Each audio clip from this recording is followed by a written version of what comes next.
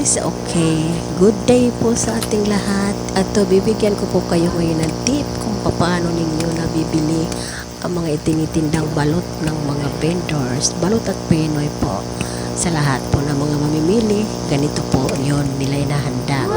Ito kapag maaga pa, tapos niya linisin ang kanyang sidecar, is sinasalin niya na yung gaas na gagamitin sa kanyang ibomba na kalat.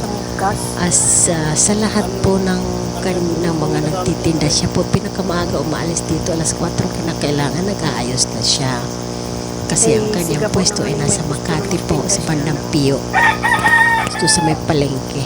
Ito, nakikita niyo ang kanyang ang tira niya kahapon sa paninda niya is konti na lang na balot at Pinoy. Kasi nga pala sa lahat po ng mga gustong malaman kung paano nila kinukuha ito, hinahango lang po nila ito sa may-ari. Ito, wala po silang puhunan dyan.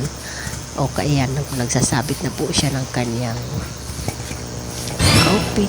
Yan, kropik po yan. Kasi hinahanda po niya para sa kanyang pag-alis ay maayos na.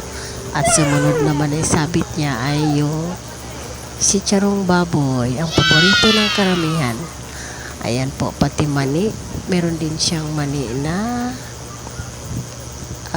prito, ayan sa baba, at saka yung kanyang sausawan ay nakahanda na rin po. Tapos yun, inaayos niya rin ang kanyang mga chicharong baboy at may kropik po yan siya dyan, ay makarone, natatakpan lang po dyan sa bandang kaliwa.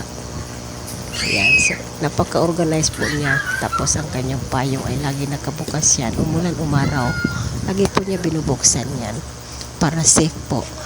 At ito na, hinahanda niya na ang balot at Pinoy na kanyang paninda. Ito po ay luto na po na hinahango nila doon sa may-ari ng balutan na kinukuhaan po nila.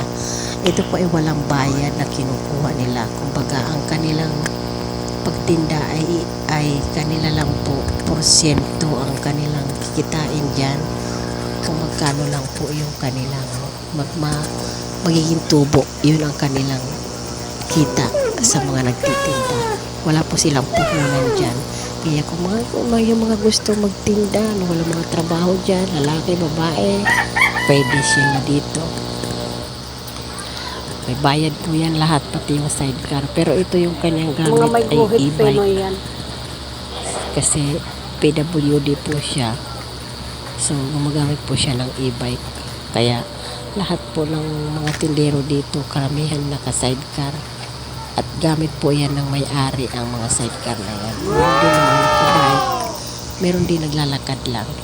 O, ayan na, papaalis na po siya. Kasi alas 4 na po ng hapon. Wow! Ayan, umpisa na siya ng kanyang pagtitinda. Hindi po siya maglalako, guys. Siya po ay nakapwesto lang sa isang pwesto sa Makati. At minsan ay hinuhuli pa po siya ng barangay. PWD po siya, ayan.